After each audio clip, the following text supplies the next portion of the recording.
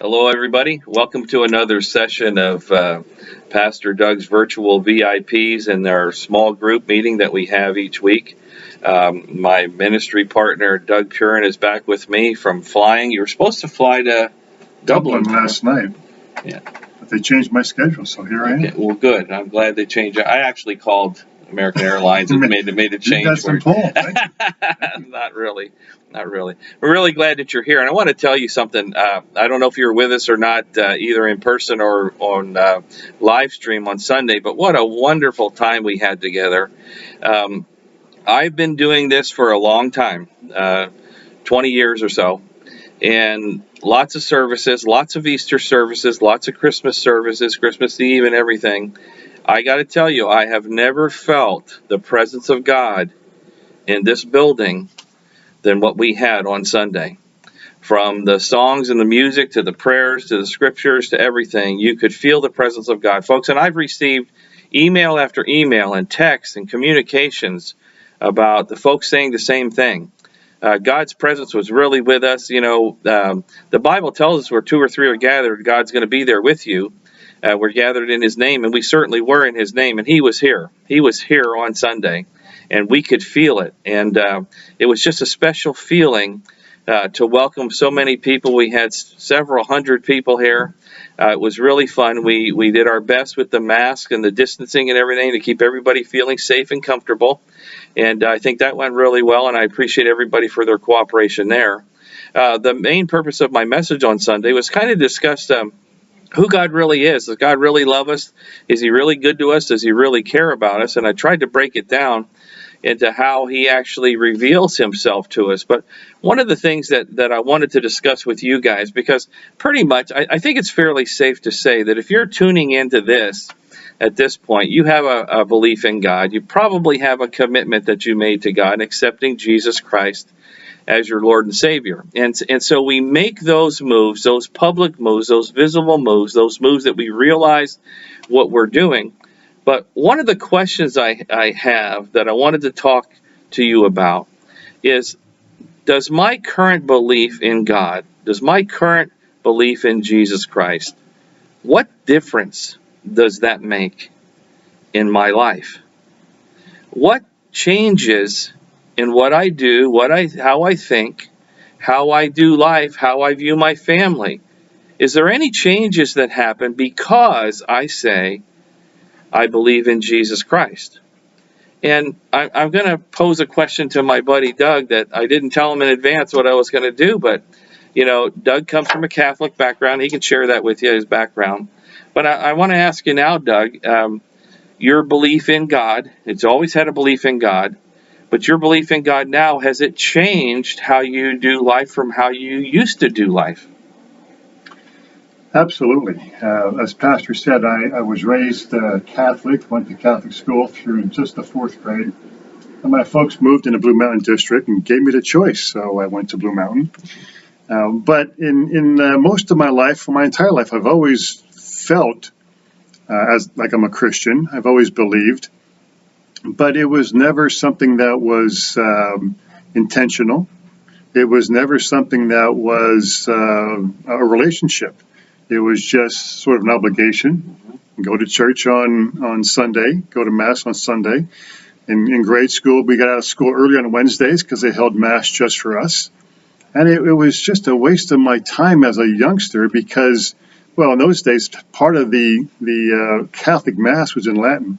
So literally, they're speaking a foreign language. What am I doing here? I'm a little boy. It just didn't mean anything to me. But the older I got and the more I learned, the more I developed this relationship. And now it matters to me in my daily life where I make sure I'm listening to the Word in the morning. I have a pastor I listen to from Texas on most mornings. Who's that? Richard Ellis. Yeah, okay, good. Melissa found him, and we've been listening to him off and on for a number of years, but a very good speaker. A little quirky, but very talented. I always have Christian radio on in the car, and that music helps keep me focused. And so that's the big difference in my life now. So the point is, there are changes.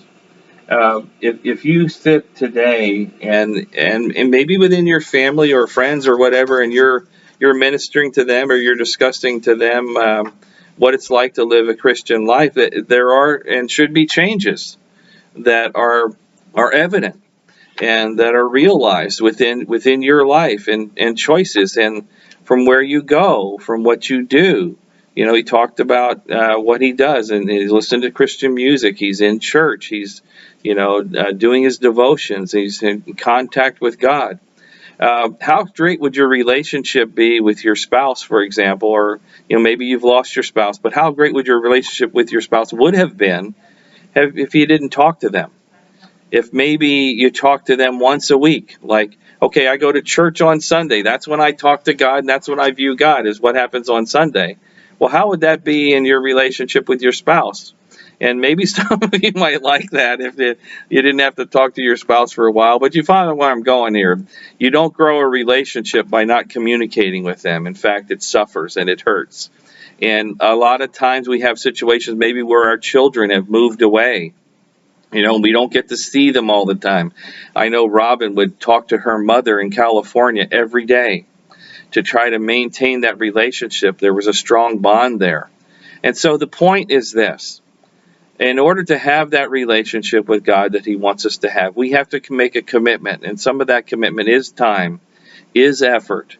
And also there should be changes that are visible in how you view things and how you react to things. I know, Robin and I talk about this often about, something happens and there may be some anger there, or, you get upset with the state of society and things that are going on. But yes, you have to handle things a certain way.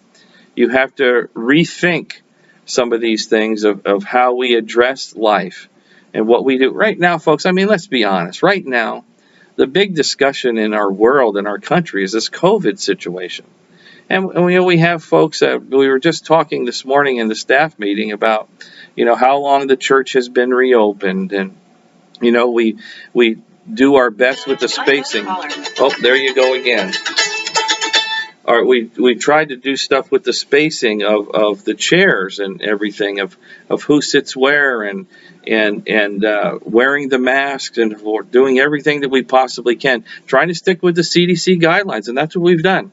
And I don't control every single person, so somebody may move about a little bit or sit too close to you or whatever. That happens, but the point is that we are worshiping together. Our focus and our judgments are all coming from God. Yeah, I care what the CDC says. I do. I listen to it. I'm interested in the statistics and the guidelines. But Jesus Christ, God, guides my life. The Bible is my guide. And so as we develop who we are and what we do, it's really, really important as a Christian, as a believer, that the driving force behind you and who you are is your relationship with Jesus Christ. The driving force between the decisions that you make should be the Holy Scriptures of God. That should be the first thing. That should be the thing that's evident. And there should be evidence that could convict you of being a Christian by how you handle yourself. I know one of my buddies, and JR, I hope he doesn't mind me telling, my buddy JR, he came to me early on. He said, Doug, I've really changed since I became a Christian. He said, I was working in the basement with my son. He said, and the wrench slipped and I smashed my finger. And he said, as soon as I did that, my son took off running to the other end of the room, because normally, he said, I would have thrown that wrench and I would have had a big old time complaining about what just happened. But he said, I took the wrench and I started to throw it, and I thought, hey, I don't do that anymore. I don't need to express myself that way anymore. And that's in the simplest of terms. Listen, God loves us. God has done a lot of investment in me and you and our lives, all the way from our birth till our eternity in heaven. He's made a real commitment. And by believing in him, we need to make a commitment back. And we need to say, thank you. I appreciate that. I want to be that person that lives by the fruits of the Spirit. Love, joy, peace, goodness. Have that kind of comfort. Doug, you said about how you live. How does that make you feel? Do you have a different feeling about your whole purpose now that you view life differently? Sure. In the past, I feel like I was just existing, just sort of going through the motions. And now I do feel like I've got a purpose and living for God's purpose, what I was designed for. It's a challenge to figure out what that is for myself and for every individual. But I think I'm on the right path now, and I do feel different. And what I found too in believing that way, I ask God to send people my way. I want to run into people. I want to interact with people. I want to share with people the good news of Jesus Christ. You know, I want to thank you for joining us here today, and hopefully, if you're able to and can, come and join us in a service next Sunday at 10 a.m. We would love to see you there, and I want you to know something. I love you. I care about you, and I'm so thankful and grateful that you tuned in today. God bless you. Have a great week.